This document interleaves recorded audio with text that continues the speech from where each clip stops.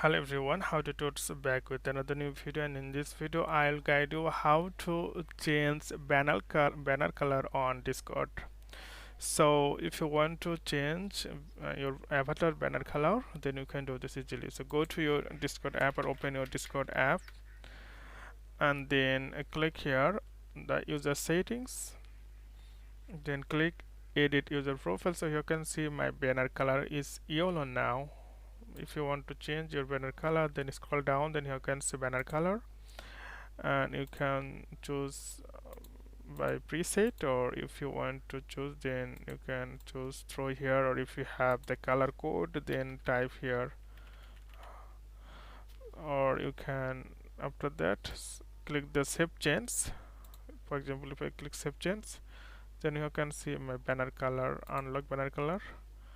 If you subscribe Nitro, then you'll get more banner color there. So okay friend, today's no more, and see you in the next video.